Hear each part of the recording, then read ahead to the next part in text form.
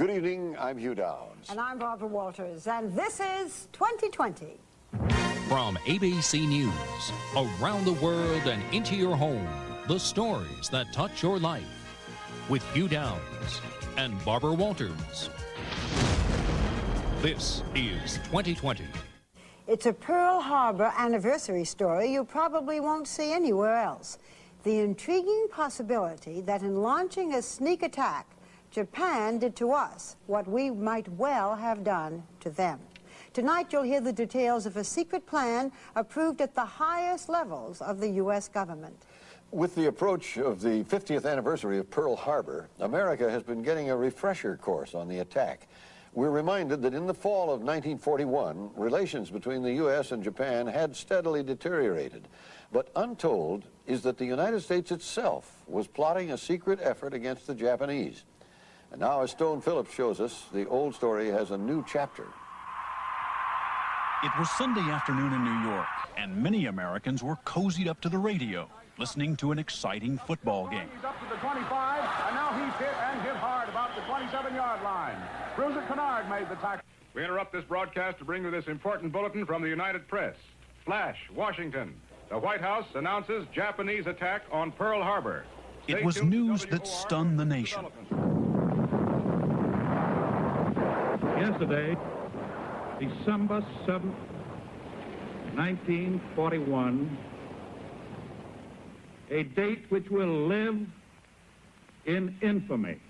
Now, when most Americans think of Pearl Harbor, they remember how badly the U.S. was blindsided by Japan's naked and unprovoked aggression. How we were literally caught dead in the water, virtual sitting ducks. But what most Americans don't know, and what President Roosevelt never disclosed, is that America had its own secret plan to bomb Japan first. This plan, signed and approved by FDR himself on July 23, 1941, nearly 5 months before Pearl Harbor. I certainly didn't know that there were plans for strategic bombing of Japan before Pearl Harbor. Are historians generally familiar or aware I don't of think this? so. I've read, I've looked in some of the standard histories of this period, and I have not found any reference to this at all. So I think this is new. This eye-opening document was actually declassified around 1970, but incredibly, it remained buried here at the National Archives in Washington, D.C. for decades. The plans are laid out in black and white, the planes that were to be used, their targets, and it proves that the official story of America's entry into World War II was by no means the whole story, and that from someone who was there. No one knew about the bombing plans. That was secret. All the supplies were secret. I mean, what we were sending was not a matter of public knowledge.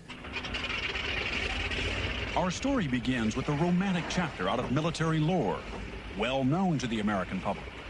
It is the story of the Flying Tigers and their famous shark-toothed P-40s. Also known as the American Volunteer Group, or AVG, they were a small group of daring U.S. flyers, led by this fighter ace named Claire Chennault.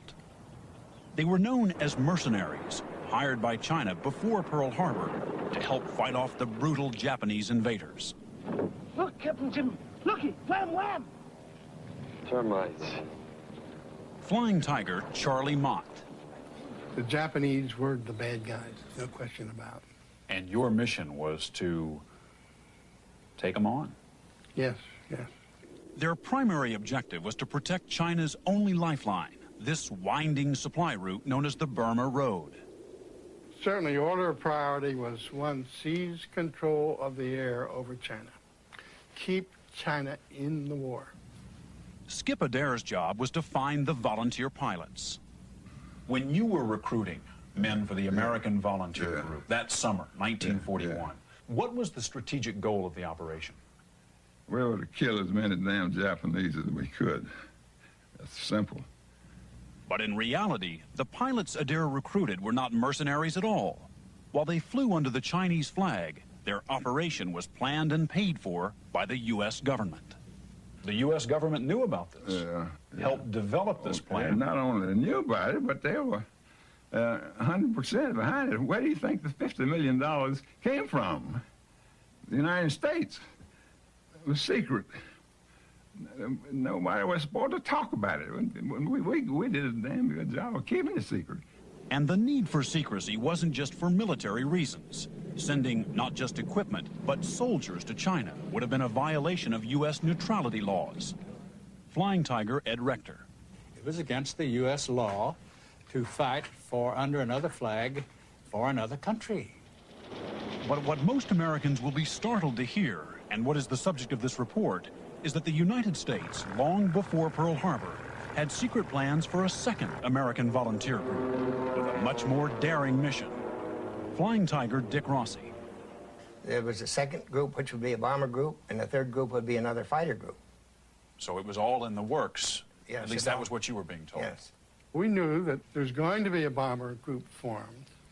In fact, Chenault told me that I would probably get the bomber group. A secret bomber group flying against Japan before Pearl Harbor? Sounds inconceivable. But Claire Chenault, the leader of the Flying Tigers, laid out his offensive strategy for Japan early on.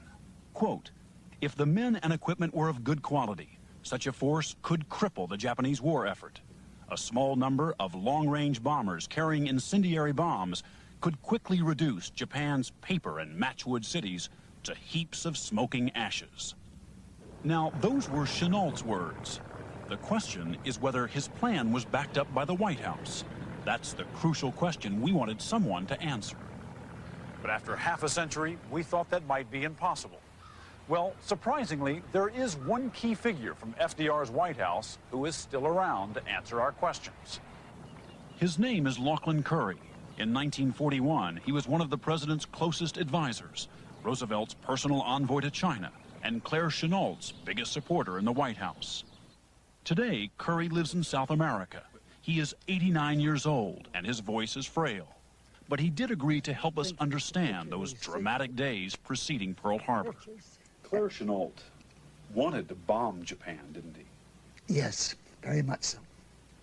You were an enthusiastic supporter of Chenault's plan. Oh, yes. And I helped in every way I could, yes. To push the plan through, to see that it was executed. The whole project, yes. This was the secret plan, as presented to President Roosevelt, called JB 355, JB standing for Joint Board, which is the equivalent of today's Joint Chiefs of Staff. Discreetly labeled aircraft requirements of the Chinese government, it lists among the strategical objectives destruction of Japanese factories in order to cripple production of munitions and essential articles for maintenance of economic structure in Japan. The distances from Chinese air bases to target cities in Japan are clearly mapped out. Nagasaki, 730 miles from Chuchao. Osaka, 1,060 miles from Manchao. Tokyo, 1,780 miles from Hangzhou. Was it workable? Were planes available that could do the job? An entry written by renowned General Hap Arnold says, the Lockheed Hudsons have ample range to perform missions against targets in Japan. Advanced bases are available in eastern China. It is 1,300 miles from these advanced bases to industrial Japan. The plan was signed off by the Secretary of War, the Secretary of the Navy, and approved by FDR. The date, July 23, 1941, almost 5 months before Pearl Harbor. When we showed Joint Board Plan 355 to Lachlan Curry after 50 years, he said some parts seemed familiar while other parts did